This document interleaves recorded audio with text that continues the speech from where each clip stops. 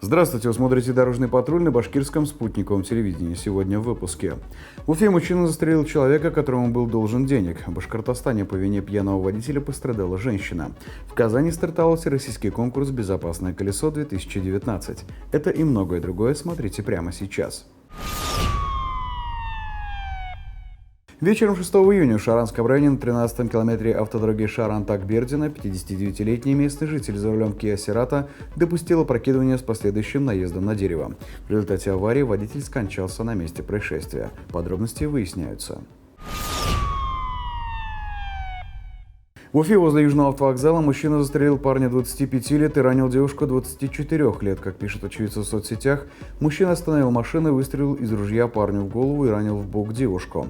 Далее он начал прыгать на машине, помял бампер и разбил стекло. В настоящий момент девушка госпитализирована. Стрелок попытался скрыться с места на автомобиле, однако был задержан прибывшими на место полицейскими.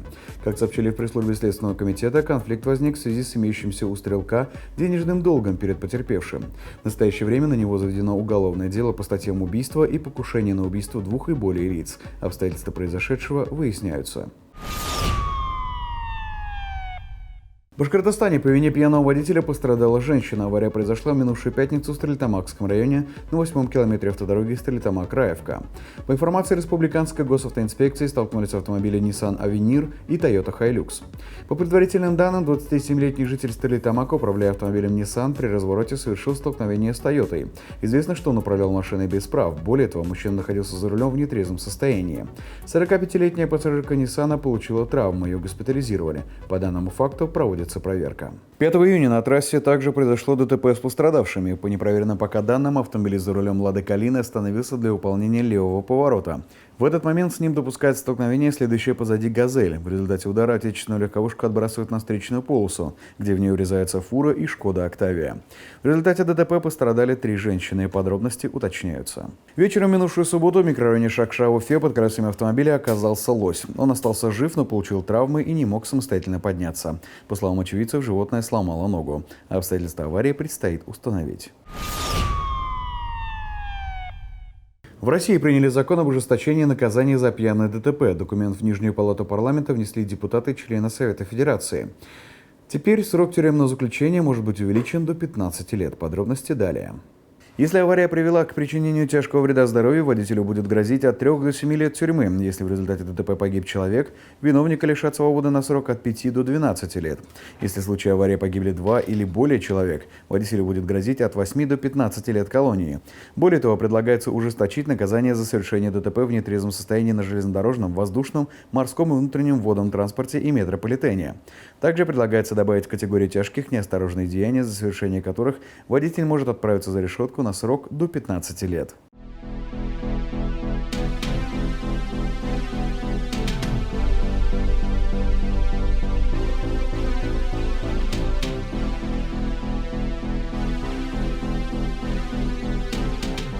В Башкортостане угонщик прятался от полицейских в болоте. В отдел полиции Нефтекамска обратился местный житель. Мужчина сообщил, что у него угнали автомобиль ВАЗ 7 модели. Об этом сообщила пресс-служба регионального МВД.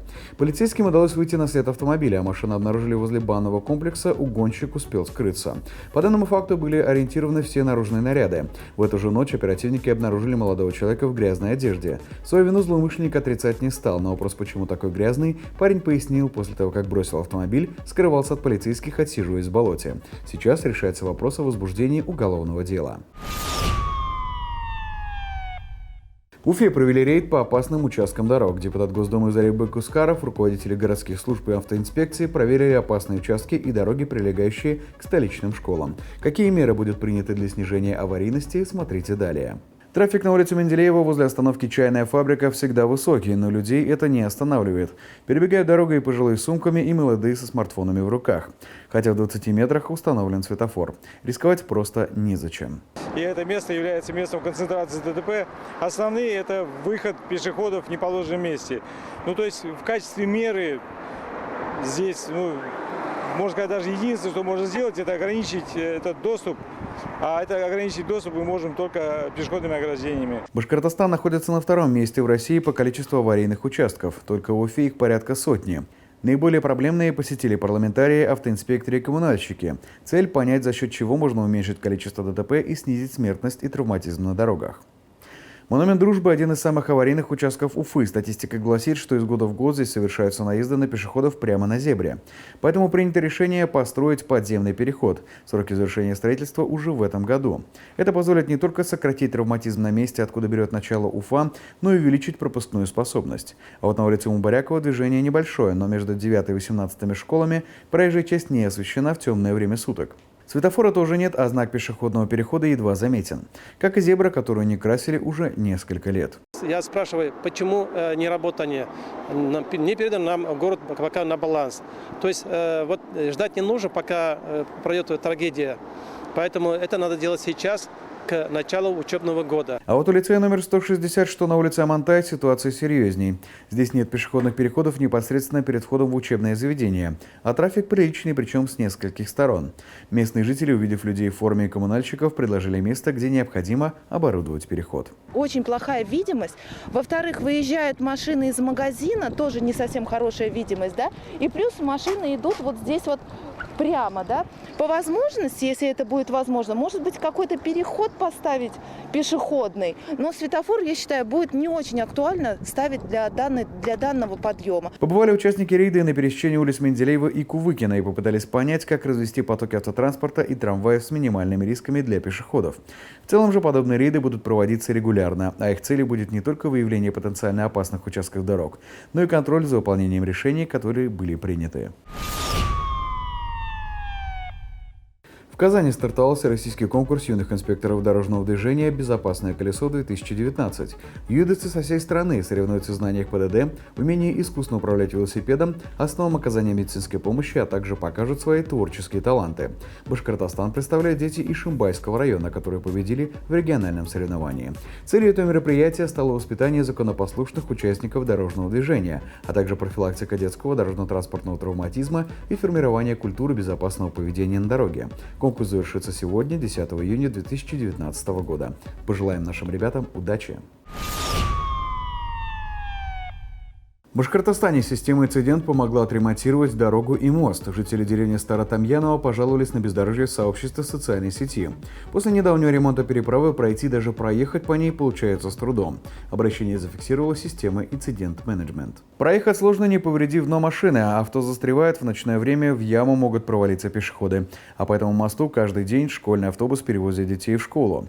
Из фотографий видно, что мост не доделали, а мост ниже, чем дорога. У нас это обращение пришло по системе «Инцидент», и мы его перенаправили в администрацию Шаранского района. Надо сказать, что администрация Шаранского района очень оперативно среагировала, и в марте первоначально эта работа у нас отсыпка щебнем была этого моста. В начале мая сотрудники местного ДРСУ полностью привели в порядок мост и дорогу. Объяснили, ремонтировать начали осенью прошлого года, затем из-за наступления холодов ремонт прекратили. Весной же после таяния снега дорогу попросту размыло. Осенью были основные работы произведены: замена настила, замены плит моста. А уже в этом году, как только погода установилась, также силами Шаранского ДРСУ были произведены работы по асфальтированию. Также замена перил была произведена, пешеходный переход был сделан для удобного движения пешеходов. Раньше было очень плохо ездить, ходить, все время ямы, неудобно было. Вот. Теперь очень хорошо, вот сделали весной хороший мост. Мы очень рады. Недавно система «Инцидент» помогла решить проблему бездорожья и в Иглинском районе. Дорога в направлении города напоминала американские горки. Пока ремонтировали железнодорожный переезд, через который обычно проезжали жители ближайших деревень Тавтиманово, Чувашкубово и Урман, пришлось пользоваться альтернативным путем. Однако и он во время ремонтных работ, мягко говоря, превращался в полосу препятствий. Переезд был закрыт на неделю. Жителям приходилось проезжать по объездной дороге, которая находится за километр. И там она находится в неудовлетворительном состоянии. Там легковым было тяжело проезжать. Жалобы в соцсетях зарегистрировала система «Инцидент». Объездной путь, который считается аварийным, размывает каждую весну. Поэтому после комментариев в соцсетях за помощью местной власти решили обратиться к железнодорожникам. Русло углубили речки, вода пошла по руслу хорошо, более-менее. Значит, и здесь занимались отсыпкой, значит, вот этой щебенкой. Щебенку отсыпали, грейдировали. С администрации поселкового совета Чувашкубова было отправлено письмо в наш адрес с просьбой оказать содействие, оказать помощь в реконструкции данной дороги. После чего был силами Уфимской дистанции путевой машины станции 48 было выделено 4 единицы техники, 20 человек персонала для приведения данной дороги в эстетический и соответствующий вид. Ежедневно на дорогах происходит множество заслуживающих внимания событий, внушительная часть которых попадает в объектив видеорегистраторов. В нашей рубрике «Одним кадром» мы собрали для вас самые любопытные случаи. Как говорится, лучше один раз увидеть. Папа может все что угодно, в том числе увидеть опасность раньше других. И хорошо, что у отца семейства такая реакция. Плохо с реакцией тут, похоже, у водителя КамАЗа.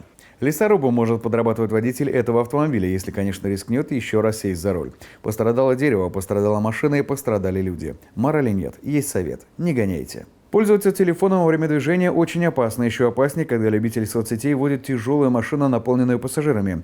В этот раз все обошлось без последствий, однако искушать судьбу не стоит. Еще один пример взаимовыручки на дороге. Правда, объектом помощи стали утята. Утка переводила свой выводок через дорогу, но бордюр оказался непреодолимым препятствием. И тогда на помощь пришел один из водителей.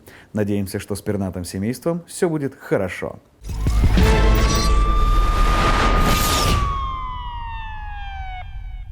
Автошкола «Автокурс». Обучение на все категории.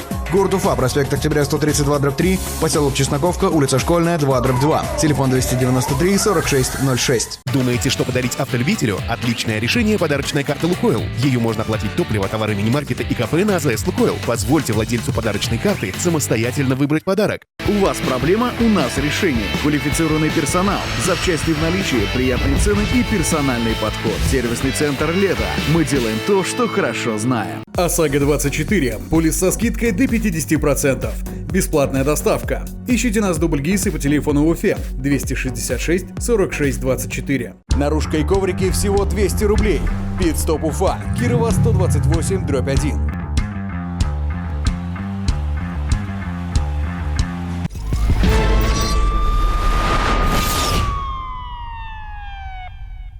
Присылайте свое видео в нашу группу ВКонтакте на наш номер WhatsApp 8 927 350 63 94.